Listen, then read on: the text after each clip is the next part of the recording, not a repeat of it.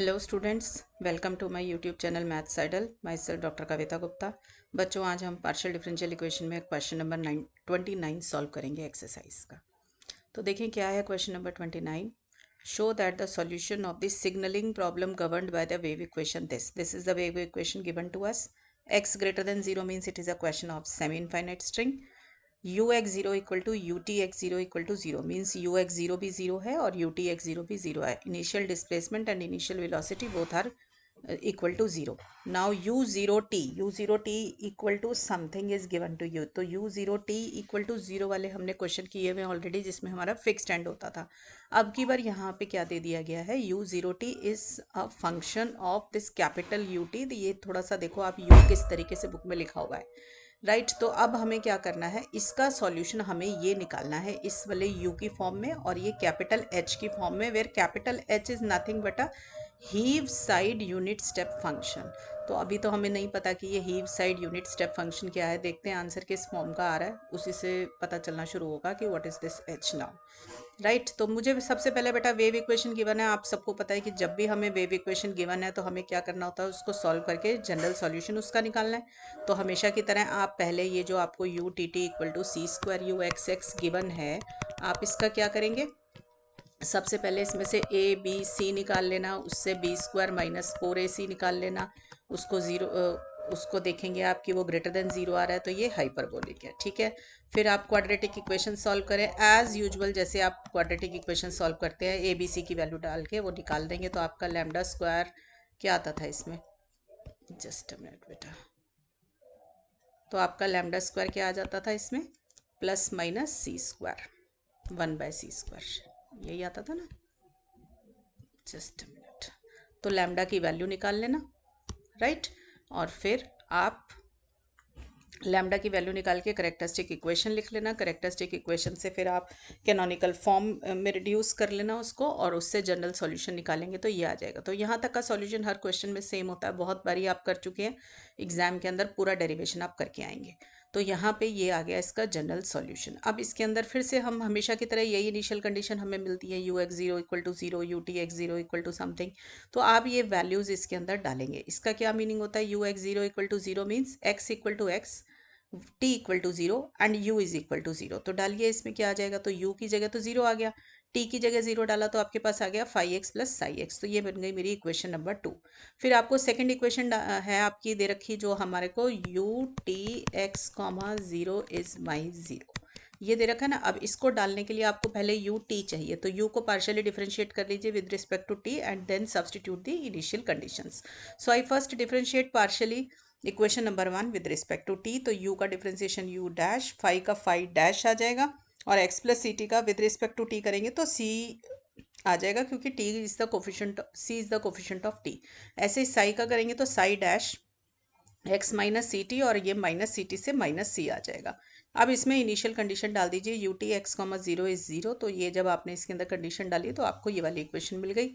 आपको पता है जब भी ये डैश होता है तो इसको खत्म करने के लिए हम क्या करते हैं, इंटीग्रेशन करते हैं। तो पहले हमने सी कॉमन निकाल के दूसरी साइड पे ले गए, लेफ्ट साइड पे, तो वो 0 हो गया। तो मेरी इक्वेशन बन गई phi dash X minus psi dash X equal to 0। अब आपने इसको इंटीग्रेट कर लिया दोनों साइड पे, तो इंटीग्रेट करेंगे तो फाई डैश एक्स का integration phi X, psi dash X का साई एक्स, और कांस्टेंट ऑफ इंटीग्रेशन आ गया k। तो ये इक्वेशन मेरी थर्ड बन गई। अब आप क्या करेंगे, दोनों इक्वेशन जो आपकी सेकंड और थर्ड आई थी, एक आ गई बेटा phi X plus psi X में, एक आ गई phi X minus psi X में, दोनों को सॉल्व करके हम फाई एक्स और साई एक्स की वैल्यू निकाल सकते हैं। तो यहाँ तक तो हो गया हमारा सॉल्व। अब आपको क्या करना है, थर्ड कंडीशन जो हमारी गिवन है u0t equal to this script ut, what you will, I am using the word script u for this kind of a u, right. तो u0t is equal to script ut जो आपको given है। तो आप इसको क्या करेंगे, अब फर्स्ट वाली इक्वेशन में डालेंगे। फर्स्ट इक्वेशन आपकी क्या थी, देखो, ux comma t is equal to phi of x plus C T plus psi of x minus C T, जो जनरल सॉल्यूशन था। इसमें अब आप डालेंगे u0t equal to this ut। तो इसका मतलब x है 0, t है आपका t, और u की ये वैल्यू है, ठीक है ना। तो इस u की जगह पे तो आ गया आपका ये वाला u, ठीक है। और x को डाल दिया आपने 0 और t को t रहने दिया पूरी इक्वेशन में। तो ये बन गई इक्वेशन, ठीक है। तो यही इक्वेशन बेटा यहाँ पे लिखी हुई है। फिर आपने क्या किया, यहाँ से आपने अल्फा को माना माइनस सी टी। ये देखो यहाँ पे आ गया ना हमारा साइड दिस वन। अब आप यहाँ पे क्या करेंगे, पहले इस साई की वैल्यू निकाल लीजिए। तो आपने साई की वैल्यू निकाली तो ये आपके पास आ गया यू टी माइनस 5 ct। अब इसमें साई का जो कोफिशिएंट होता है ना माइनस सी टी, उसको अल्फा डाल दिया। तो यहाँ पे क्या आ गया, साई ऑफ अल्फा आ गया। और यहाँ पे से alpha equal to minus C T है तो टी क्या आ गया, माइनस अल्फा बाई सी। तो यू का जो आर्ग्यूमेंट बना वो माइनस अल्फा बाई सी बन गया और ये बन गया माइनस अल्फा। तो ये हमारी इक्वेशन, आपको पता ना कि सेमी इनफाइनाइट स्ट्रिंग का केस हो तो X less than C T पे काम आ जाता है। अब आप क्या करें, इसमें अल्फा को रिप्लेस कर लेंगे एक्स माइनस सी टी से। तो अल्फा को रिप्लेस किया एक्स माइनस सी टी से तो मेरा आ गया psi of X minus C T. अब यहाँ पे माइनस अल्फा है तो ये बन गया सी टी माइनस एक्स और ये आ गया minus of 5 ct minus x. सीधा आपने अल्फा को एक्स माइनस सी टी से रिप्लेस कर लिया। राइट, इसको मैंने सी टी माइनस एक्स को टी माइनस एक्स बाई सी लिख लिया। क्लियर हो गया यहाँ तक सब बच्चों को? अब आप देखें, और ये मेरा कहाँ से आया, k/2, क्योंकि मेरा 5x जो आया था ऊपर वो k/2 था। उसमें मैंने x को ct माइनस एक्स डालूंगी तो भी k/2 ही रहेगा क्योंकि कांस्टेंट है। तो मेरे पास ये इक्वेशन नंबर स्टार आ गई। अब ये ना हमें कहाँ यूज़ करना है, जब हमारा लेस देन ct का केस आएगा। तो अब हम दोनों केसेस अपने कंसीडर कर लेते हैं। केस 1 हो गया x ग्रेटर देन ct। आपको पता है ग्रेटर पे तो कोई प्रॉब्लम नहीं आती सेमी इनफाइनाइट स्ट्रिंग के अंदर। तो x ग्रेटर देन ct है तो x minus C T greater than 0 हो गया। तो इसका मतलब साइड डिफाइंड है आपका। और एक्स अगर ग्रेटर देन 0 है, C speed of the wave है which is always greater than 0, T is also greater than 0, तो आपका एक्स प्लस सी टी भी ग्रेटर देन 0 आ गया। तो यहाँ से मेरा phi of X plus C T भी डिफाइंड आ गया। अब फाई और साई दोनों डिफाइंड है तो मेरा जो जनरल सोल्यूशन था इक्वेशन नंबर 1 में वो भी डिफाइंड है। तो इनकी वैल्यूज डाल दो। आपने देखा था फाई ऑफ एक्स मेरा k/2 आया तो phi of X plus C T भी मेरा k/2 ही आएगा। एक्स माइनस साई जो था मेरा, साई ऑफ एक्स मेरा माइनस के था, माइनस k/2 था। तो जब मैं x माइनस सी टी डालूंगी तो भी माइनस k/2 ही रहेगा। तो मेरा जो solution x greater than C T पे निकला वो 0 निकल आया। अब आ जाइए सेकेंड केस, जब आपका x less than C T है। तो ये केस 2 आ गया।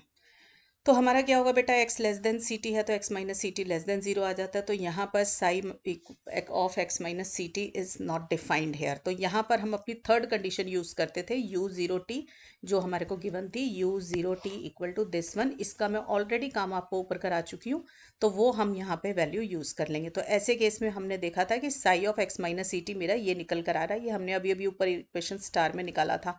कोई बच्चा ऊपर ना निकाले तो वो यहाँ पे भी निकाल सकता था इसको। ठीक है, तो आप ये वाली वैल्यू आप किस में डाल देंगे जनरल सॉल्यूशन में डाल देंगे। U X T equal to phi of this plus psi of this में ये वैल्यू डाल दी। k/2 से k/2 कट गया आपका, तो आपका ये script t minus x by c आ गया। तो सॉल्यूशन तो मेरा निकल आया, बस मुझे इसको h की फॉर्म में लिखना है। तो अब देखो h is a Heaviside unit step function, unit की वजह से तो ये 1 आया। तो अब आप ये फंक्शन याद रखना कि एच एक्स क्या होता है कि अगर एच एक्स के अंदर जो x है अगर वो ग्रेटर देन इक्वल टू 0 होता है तो वैल्यू 1 होती है और अगर लेस देन 0 होता है तो वैल्यू 0 होती है। और मेरा क्या सॉल्यूशन निकला हुआ है, x less than C T और x greater than C T पे। तो आप देखिए ज़रा मैं इसको कैसे इंटरप्रेट कर सकती हूँ। देखो x अगर लेस देन सी टी है तो x by c less than t हो जाएगा, तो t minus x by c क्या हो जाएगा, ग्रेटर देन 0 हो जाएगा।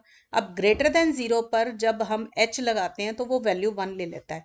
तो अगर t minus x by c greater than 0 है तो h of t minus x by c क्या हो गया, 1 हो गया। ठीक है बेटा, अब आगे देखिए, ऐसे ही x अगर ग्रेटर देन सी टी है तो x by c greater than t आ गया। तो x by c minus t आपका ग्रेटर देन 0 हो गया। तो t minus x by c less than 0 हो गया आपका। ठीक है ना, सबको समझ आ रहा है सिंपल मैथ से। तो जो भी चीज़ लेस देन 0 पे होती है जब उसके ऊपर h लगाते हैं तो वो इक्वल टू 0 हो जाती है। तो h of t minus x by c आपका क्या हो गया, 0 हो गया। तो इसका मतलब क्या हुआ, मेरा 0 आंसर कब आया था, जब x ग्रेटर देन सी टी था। ठीक है, तो मेरा x greater than C T पे 0 आ रहा है और x less than C T पे मेरा ये फंक्शन आ रहा था। ये तो मैंने ऊपर वाला ही सॉल्यूशन लिखा। तो now it can be written as this script t minus x by c h t minus x by c. क्यों लिख सकती हूँ मैं इसको, देखो ना हमने खुद बताया कि ये h of t minus x by c मेरा 1 हो जाएगा अगर मेरा x less than C T है। ठीक है, तो x लेस देन सी टी में अगर मैं इसको 1 डालूंगी तो मेरा यही वाला सॉल्यूशन मैच हो जाएगा। और x ग्रेटर देन सी टी के ऊपर मेरे h की जो वैल्यू थी वो 0 थी, तो 0 डालते ये पूरा फंक्शन 0 हो जाएगा और ये वाला आंसर आ जाएगा। ठीक है बेटा, सबको समझ आ गया मैंने कैसे सॉल्यूशन निकाला है। Just a representation in the form of x है, आप लिख लीजिए यहाँ से, देख लीजिए। राइट, अब नेक्स्ट क्लास के अंदर हमारा लास्ट क्वेश्चन इस चैप्टर का बचा है, क्वेश्चन नंबर 31, वो करेंगे और इस चैप्टर को फिनिश कर देंगे। तो पढ़ाई करते रहें बच्चों, ऑल द बेस्ट।